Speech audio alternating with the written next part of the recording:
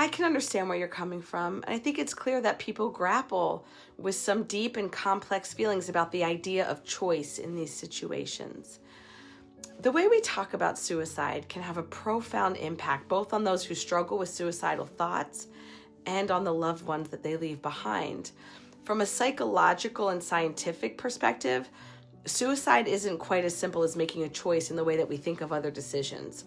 The brain, especially when somebody is experiencing intense pain or emotional distress, it's not in a balanced, rational state. Our brains rely on a delicate balance of neurotransmitters like serotonin or dopamine, which help regulate mood and feelings of well-being. When someone is overwhelmed with emotional pain, those chemical imbalances can distort their perception of reality and make it nearly impossible to see a way out other than through ending their own life. It's not so much about choosing to end things as it is about being trapped in a state where there seems to be no other option. I think that saying that suicide is a choice can also unintentionally create a lot of guilt and shame for those who are left behind, the family members, the friends, the partners, the loved ones. They might wonder, what could I have done to change this choice? Or feel responsible for not having seen the signs. So this kind of thinking can be deeply painful because it puts the blame on them when in reality the person who took their life was dealing with an illness of the mind, was struggling with something much bigger than anybody else can possibly fix in that moment. They weren't in a place where they could make a clear, rational decision or choice. And it's really important that we recognize that.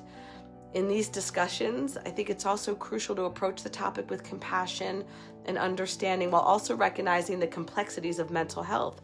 People who struggle with suicidal thoughts are often facing an overwhelming sense of hopelessness. They may not feel like they have the tools to cope with that they're all the stuff that they're going through. And that's why it's so important to encourage open dialogue, offer support, and make sure that those who need help feel safe reaching out without fear of judgment or criticism. That said, choice is undoubtedly a powerful tool, and it's one that should never be diminished. The ability to choose, to take control of our lives, to act with agency in the face of adversity is a core part of what makes us human. In the context of suicide, it's really important to understand that the mental, emotional, and biological forces at play can cloud one's perception of that choice. The choice in that moment becomes distorted by pain and distress, often leaving the person feeling like there is no choice at all. So instead of reducing suicide to just a choice versus an illness of the mind, it's more compassionate to see it as a tragic and complex culmination of deep suffering that prevents clear, rational decision-making. Recognizing the power of choice in everyday life and the importance of supporting those struggling with their mental health allows us to honor the profound strength of human agency.